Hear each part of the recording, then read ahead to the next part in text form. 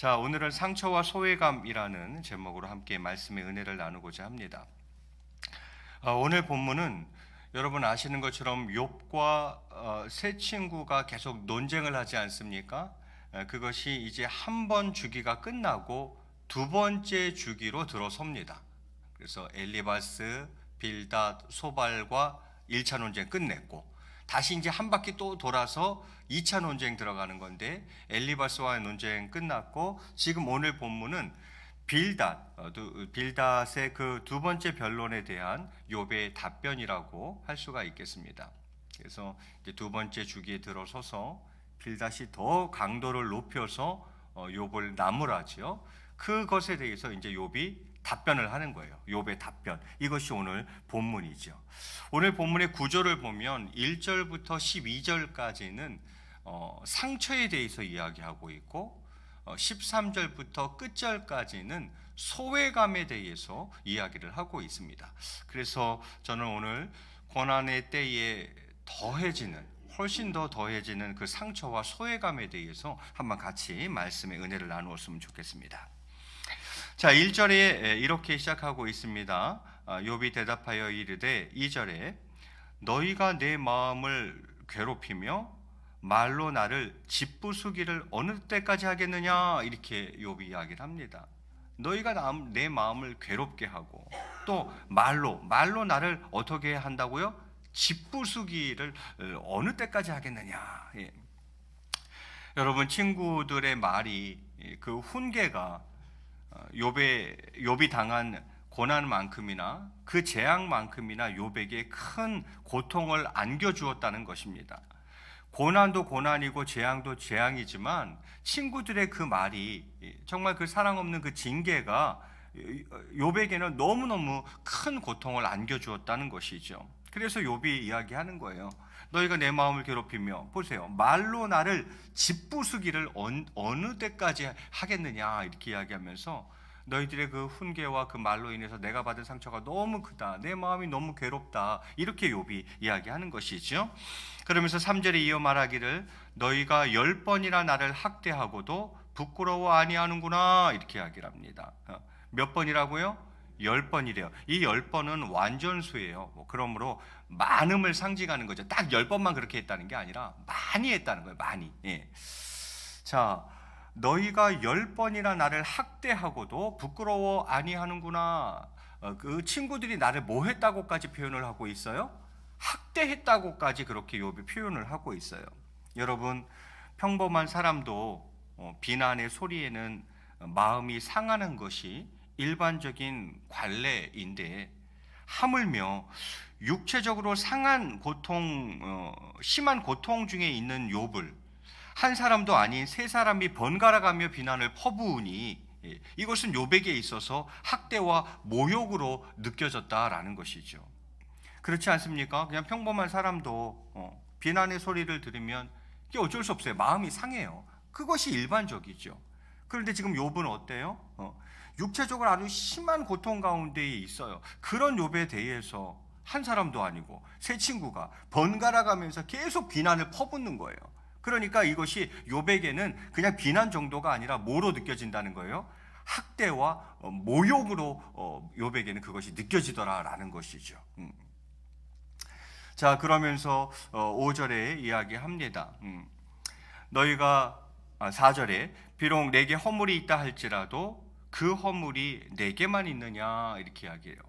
좋아, 나에게 허물이 있다 할지라도 그 허물이 나만 있냐, 나에게만 있느냐, 이렇게 욥이 이야기를 합니다. 틀린 말은 아니죠.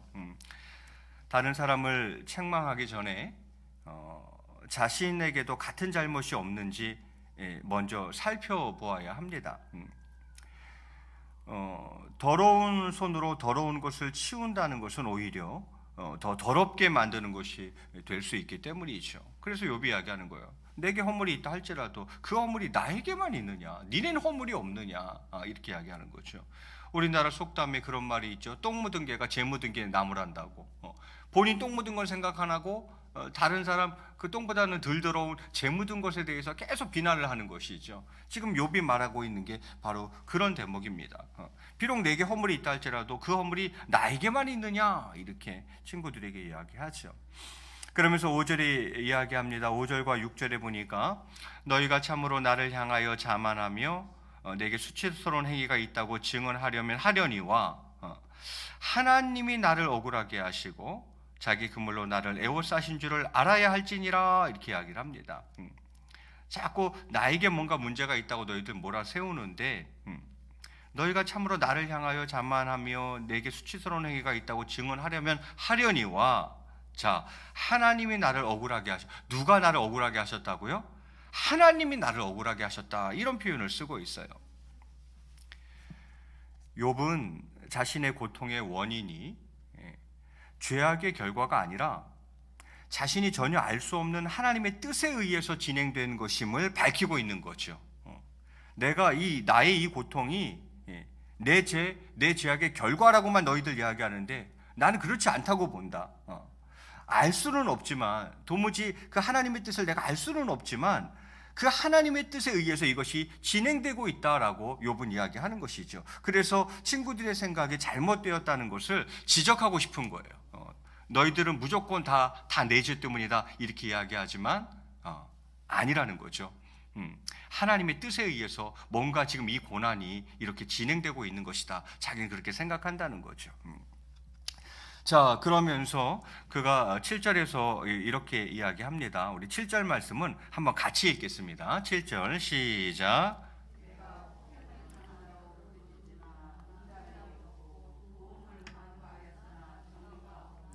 네, 내가 폭행을 당한다고 막 부르짖어요. 하나님께 부르짖는데 응답이 있어요? 없어요?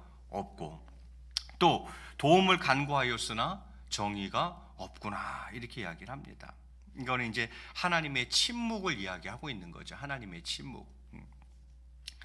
여러분 하나님의 침묵이 곧 간구에 대한 외면은 아니죠. 내가 간구했는데 하나님이 침묵하셨다. 그러면 내가 간구한 것을 하나님이 외면하신 건가? 그것은 아니죠. 왜냐하면 하나님은 가장 적절한 때에 또 가장 적절한 방법으로 우리에게 응답하실 뿐만이 아니라 또 때로는 간구하는 자의 믿음을 보시기 위해서 즉각적인 응답을 유보하실 때도 있기 때문입니다. 하나님한테 엄청나게 간구해요. 그런데 하나님이 대꾸가 없으세요. 응답이 없어요. 그러면 이것은 내 간구를 하나님께서 외면하신 것입니까? 그렇지 않다는 거예요. 두 가지 이유 때문이죠. 첫 번째는 하나님은 가장 적당한 때에 또 가장 적합한 방법으로 응답하시기 때문에 하나님이 침묵했다고 내 간구를 완전히 외면했다 이렇게 생각하면 안 된다는 거죠. 하나님이 때가 있고 또 하나님은 가장 최선의 방법으로 그 일을 하시려고 하시기 때문이죠. 또 하나의 이유는 무엇 때문입니까? 간구하는 자의 믿음을 좀 보기 원하실 때도 있는 것 같아요. 그래서 즉각적인 응답을 유보하시는 거죠. 계속 기도하도록 하나님께서 그렇게 하시는 거죠. 간구하는 자의 믿음을 보기 위해서 즉각적인 응답이 유보될 수도 있다는 것을 기억해 본다면 욥의 이 7절 말씀은 틀린 거죠. 내가 폭행을 당한다고 부르짖으나 응답이 없고 도움을 간구하였으나 정의가 없구나. 하나님은 나의 간구를 외면하시는구나. 이렇게 이제 욥을 생각하는 것인데 그렇지 않다는 것입니다. 자, 그러면서 이제 8절부터 19절까지 거의 끝절까지는 이제 욥이 하나님께 부당한 처우를 받고 있다고 생각하는 것들을 진술합니다. 하나님 이건 부당합니다. 하나님 저에게 왜 이렇게 하세요? 하면서 부당하다고 생각되는 것들 그것들을 8절부터 19절까지 쭉 욥이 이제 언급하는 것이죠. 자, 그 내용들을 보면 8절에 그가 여기서 그는 하나님이죠. 그가 내 길을 막아 지나가지 못하게 하시고 내 앞길에 어두움을 두셨으며 이렇게 이야기를 합니다. 하나님이 나의 길을 막고 계신다라는 거죠. 또 나의 앞길에 어두움을 두셨다 이렇게 이야기를 합니다. 그리고 9절에는 나의 영광을 거두어 가시며 나의 관모, 옛날 성경에는 면류관이라고 되어 있죠. 나의 영광을 거두어 가시며 나의 관모를 머리에서 벗기시고 이렇게 되어 있어요. 하나님이 내 영광을 걷어가셨다는 거예요. 그 영광을 상징하는 나의 그 면류관, 그 관모를 거두어 가셨다는 거죠. 틀린 말이 아니죠, 여러분. 욥이 고난받기 전에 누렸던 그 부와 명예를 상징하는 것들이 바로 이제 관모인데, 욥은 당시에 그 누구보다도 큰 명예를 누렸고, 또 그의 부는 그 주위에서 그와 견줄 만한 사람이 없었잖아요. 그래서 욥은 비록 머리에 관을 쓰지는 않았었지만 그의 위엄과 명예는 왕만큼이나 뛰어났습니다. 1장에 보면은 욥이 어떤 사람인지 잘 나와 있죠. 동방 사람 중에서 가장 위대한 사람이다, 이렇게 소개하고 있어요. 그러니까 그가 왕은 아니었으나 그가 가졌던 명예, 그가 가졌던 부로 보건대 왕만큼이나 그렇게 명예와 부가 뛰어났던 그런 사람입니다. 그런데 이제 그게 다 없어졌다 이 말이죠. 나의 영광을 거두어 가시며 나의 관모를 머리에서 벗겨셨다, 이렇게 이야기를 하는 거죠. 또 10절에 보니까 사면으로 나를 허르시니 나는 죽었구나. 내 희망을 나무 뽑듯 뽑으시고 되어 있어요. 희망이 없다는 거예요. 나의 희망을 하나님이 마치 나무를 뽑아버리듯이 그렇게 내 희망을 뽑아버리셨다, 욥이 이렇게 이야기하는 거죠. 더 나아가서 11절에 보니까 나를 향하여 진노하시고 원수같이 보시는구나. 하나님이 나를 뭐같이 보신다고요? 원수같이 보신다는 거예요. 욥이 지금 겪는 고난과 재앙으로 인해서 욥은 하나님이 마치 나를 원수 대하듯이 대하는 것 같은 거예요. 그렇게 느껴지는 거예요. 그래서 하나님이 나를 참 원수같이 보시는구나, 이렇게 이야기를 하고, 12절에서도 그 군대가 하나님의 군대죠. 그 군대가 일제히 나와서 길을 도두고 나를 치며 내 장막을 둘러 진을 쳤구나, 이렇게 이야기를 합니다. 하나님이 마치 무엇처럼 느껴지는 거예요? 나를 치는 군대처럼 느껴지는 거예요. 나를 둘러 진치고 나를 치는 그런 군대처럼 하나님이 욥에게는 지금 느껴지고 있다, 이 말이죠. 자, 이러면서 본인이 받은 상처를 쭉 이야기하는 거죠. 쭉 이야기하고 이제 13절부터는 무엇을 이야기합니까? 소외감을 또 이야기를 합니다. 욥이 이제 친구들한테 상처를 많이 받았단 말이에요. 상처를 크게 받았단 말이에요. 그리고는 이제 자기가 고난과 재앙을 겪으면서 어떤 소외감들을 느끼게 되었는지를 13절부터 20절까지 이야기하는 것입니다. 자, 어떤 소외감입니까? 13절에 보니까 나의 형제들이 나를 멀리 떠나게 하시고 나를 아는 모든 사람이 내게 낯선 사람이 되었구나. 내 친척은 나를 버렸으며 가까운 친지들은 나를 잊었구나, 이렇게 이야기를 합니다. 13절과 14절에 보니까 어떤 사람들이 나와요? 나의 형제들, 나를 아는 모든 사람들, 내 친척, 가까운 친지들, 그 모두가 다 나를 멀리 떠나가고 나를 버리고 나를 잊고, 그래서 모두가 나에게 낯선 사람처럼 되어버렸구나, 이렇게 그가 이야기를 합니다. 욥이 재앙을 당하자 평소에 그를 존경하고 따르던 많은 사람들이 모두 그를 떠났습니다. 형제, 욥을 아는 모든 사람, 욥의 친척, 욥의 가까운 친지들 다 떠난 거죠. 자, 여러분, 뭐 지금도 이러한 일들이 있으면 많이 힘들 텐데 그 당시는 족장 시대 아닙니까? 족장 시대. 그러니까 시족 사회라 이 말이죠. 결속력이 강한 족장 시대에 가까이 있는 모든 사람에게서 멀어져 버린 욥, 그 외로움과 소외감은 극심했을 거라고 봅니다. 자, 뿐만이 아닙니다. 또 15절에 보니까 내 집에 머물러 사는 자와 내 여종들은 나를 낯선 사람으로 여기니 내가 그들 앞에서 타국 사람이 되었구나, 이렇게 이야기를 합니다. 내 집에 머물러 사는 자가 누굽니까? 이거는 종이지만 거의 한 가족처럼 지내는 자를 가리키는 거죠. 왜 그런 사람들이 있잖아요. 종은 종인데 일찍부터 함께 이렇게 지내서 마치 가족같이 된 그런 종들이 있잖아요. 그런 종을 말하는 거예요. 욥에게는 이러한 사람들이 매우 많았죠. 워낙 큰 부자였기 때문에 종들도 어마어마하게 많았고 그 종들 가운데는 오랫동안 같이 지냈기 때문에 마치 한 가족처럼 그렇게 된 종들이 많았다 이 말이죠. 그리고 내 여종들은 이렇게 되어 있는데, 여종이 뭡니까? 이건 신분으로 치면 상당히 비천한 신분, 그 당시에 가장 비천한 신분 아니겠습니까? 예. 비천한 신분의 사람이죠. 가장 비천한 여종들도 욥을 모른 척할 정도로 욥의 상태가 비참하다는 것입니다. 예. 내 집에 머물러 사는 자와 내 여종들은 나를 낯선 사람으로 여기니 내가 그들 앞에서 타국 사람이 되었구나. 모르는 척 하더라 이거야.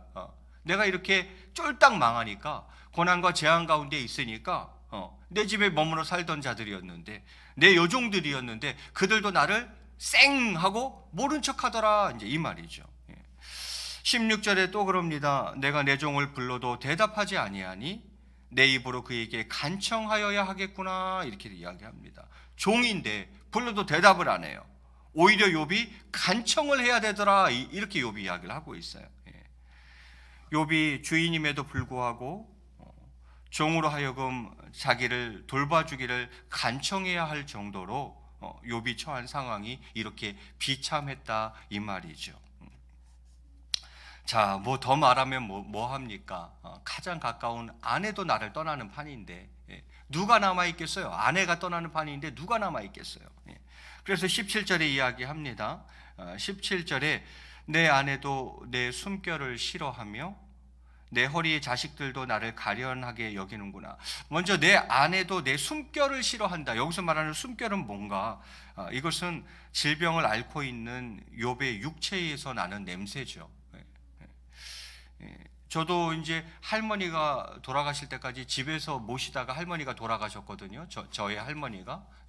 진짜 냄새가 나더라고요. 냄새가 나요. 이건 지금 욥이 말하는 내 아내도 내 숨결을 싫어하며 했을 때, 이 숨결은 바로 질병을 앓고 있는 욥의 육체에서 나는 냄새입니다. 욥은 악창으로 인해서 썩어가는 자기 몸에서 나는 역겨운 냄새 때문에 아내에게조차 아무런 도움과 위로를 받지 못하고 있는 그 자신의 그런 안타까운 처지를 지금 말하고 있는 거예요. 내 아내도 내 숨결을 싫어하는구나, 이렇게. 또 내 허리의 자식들도 나를 가련하게 여기는구나. 자식 다 죽었는데 왜 갑자기 자식이 나오지? 여기서 말하는 자식은 그 자식을 말하는 게 아니라 나와 한 모태에서 태어난 사람들, 나와 같은 모태에서 태어난 사람들을 말하는 거예요. 그러니까 욥의 형제 자매들을 이야기하는 거죠. 욥의 형제 자매들. 그 나의 형제 자매들도 나를 가련히 여기는구나, 그가 그렇게 이야기합니다. 욥에게 닥친 재앙과 질병이 너무 크기 때문에 그의 혈육들조차도 그를 대하는 것을 몹시 싫어한다는 것입니다. 욥이 잘 나갈 때는 형제들이 다 찾아오고 내 옆에 붙어 있더니만, 내가 고난과 재앙 받고 육신까지 이렇게 망가져 버리니 어느 형제 하나, 어느 자매 하나 찾아오는 일이 없더라, 욥이 이렇게 이야기하고 있는 거죠. 그러니 욥이 얼마나 외로웠겠습니까? 그러면서 18절에 이야기합니다. 심지어는 동네 애들까지, 어린 아이들까지도 나를 업신여기고 내가 일어나면 나를 조롱하는구나. 와, 저거 봐, 욥이다, 욥 아저씨다, 막 그러면서 애들까지도 나를 놀리더라는 거예요. 나를 업신여기더라는 거예요. 그렇게 나를 조롱하더라, 욥이 그렇게 이야기합니다. 그러면서 19절에 또 이야기합니다. 나의 가까운 친구들이 나를 미워하며, 대표적인 것이 이제 욥의 그 세 친구들이죠. 가장 가깝다고 생각했어요. 절친이라 그러죠. 가장 절친이라고 생각했어요.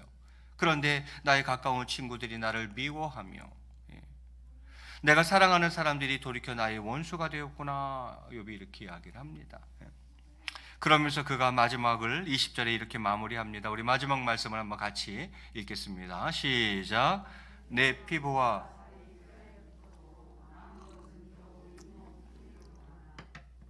보세요. 내 피부와 살이 뼈에 붙었고, 이게 이제 살이 빠져가지고 피골이 상접한 거죠. 그냥 빼짝 말라서 거죽만 남은 거죠. 거죽만. 그러면서 남은 것은 겨우 잇몸뿐이로구나. 무슨 말이에요? 이까지 싹 다 빠진 거죠. 이까지. 이 남은 거나 이제 잇몸밖에 없다. 이 무슨 말이에요? 겨우 목숨을 연명하고 있음을 이야기하고 있는 거예요. 그러니까 욥의 고난은 우리가 상상하는 것 훨씬 그 이상인 거죠. 아, 욥이 고난을 받았나 보다. 이 정도가 아니라는 거예요. 정말 그 상황으로 우리가 그 자리, 그 현장으로 가본다면 차마 눈뜨고는 볼 수 없을 만큼 욥은 극심한 고난 가운데에 있었던 것이죠. 자, 여기까지가 오늘 본문인데요. 저는 오늘 본문을 통해서 먼저는 그 상처와 소외감을 먼저 한번 짚어보고 싶습니다. 고난의 때에 더해지는, 훨씬 더 더해지는 상처와 그 소외감을 먼저 말씀드리고 싶어요. 욥은 친구들의 말이 자신에게 어떤 영향을 끼쳤는지 말을 합니다. 오늘 본문 2절에 집부수기라는 표현이 나오고 있어요. 집부수기. 야, 니네는 말로 나를 아주 그냥 집부수는구나. 집부수기를 언제까지 하려느냐, 이렇게 이야기합니다. 욥은 친구들의 말이 자신에게 얼마나 큰 상처를 주었는지, 고통을 주었는지를 말하고 있는 것이죠. 그들의 말이 욥을 얼마나 괴롭게 했는지 이 집부수기라는 표현을 통해서도 우리는 잘 알 수 있습니다. 그러나 문제는 무엇입니까? 친구들은 잘못을 깨닫지 못하더라라는 거죠. 본인들이 뭔가 잘못하고 있다는 생각을 친구들은 전혀 안 하고 있다는 거죠. 욥은 그들의 말 때문에, 그 훈계조의 그 말 때문에 너무 상처가 되고 괴로운데, 고통스러운데 욥의 친구들은 전혀 그런 생각을 못하고 있다라는 것입니다. 욥을 어떻게 몇 번이나 이야기해요? 10번이라 그랬잖아요. 10번은 여러분 손가락으로 셀 수 있는 가장 큰 수가 10개잖아요. 그래서 이것은 횟수가 많음을 의미한다고 제가 말씀드렸어요. 한두 번이 아니라는 거예요. 그 말로 상처를 준 게 한두 번이 아니라는 거예요. 그래서 그게 너무 심해서 욥이 고난 가운데 있잖아요. 그냥 멀쩡한 사람도 비난의 말은 상처가 됩니다. 그런데 욥은 지금 고난 가운데 있잖아요. 그런데 고난 가운데 있는 욥에게 그렇게 말을 하면 그건 훨씬 더 큰 상처가 된다는 거죠. 그래서 욥은 너희들이 나를 학대하기를 언제까지 하려느냐, 학대라는 표현을 쓰고 있어요. 니네가 하는 말은 이제는 비난 정도를 넘어서서 나에게는 뭐로 느껴진다? 학대, 모욕, 모멸감으로 느껴진다는 거예요. 그렇게 이야기를 하고 있는 거죠. 여러분, 고난의 때에 더해지는 상처를 우리가 생각해 보아야 합니다. 또 하나 이야기하고 있는 것은 소외감이었죠. 여러분, 욥은 형제와 또 지인뿐만이 아니라 이웃과 친척으로부터 소외를 경험합니다. 거기다가 이 관계가 역전되어 가지고 잘 나갈 때는 아니었는데 어쨌든 관계가 역전되어서 남녀 종들에게 오히려 간청을 해야 하는, 본인이 간청을 해야 하는, 그리고 또 아내, 한 배에서 같이 태어난 형제, 자매, 심지어는 동네 애들로부터까지 조롱을 그가 경험합니다. 그러니 얼마나 힘들었겠어요. 친구들과 사랑하는 이들이 다 떠났습니다. 그러니 욥은 철저히 혼자라 이 말이에요. 그렇습니다. 욥은 육체의 질병보다 마음을 나눌 진실한 친구가 없는 이 총체적인 소외 상황, 다 떠났거든요. 이 총체적인 소외 상황이 더 괴로울 수 있었습니다. 육체도 육체지만 몸도 너무너무 아프고 힘들지만 더 마음 아픈 것은 마음을 나눌 친구가 없다는 거예요. 진실한 친구가 없다는 거예요. 다 떠나갔다는 거예요. 이 총체적인 소외 상황이 욥을 더 아프게 했다라는 것이죠. 여러분, 이 상처와 소외감을 보면서 먼저는 우리가 그것을 꼭 기억해야 됩니다. 고난에 처한 자가 있다면 우리는 말을 조심해야 합니다. 훨씬 더 말을 조심해야 됩니다.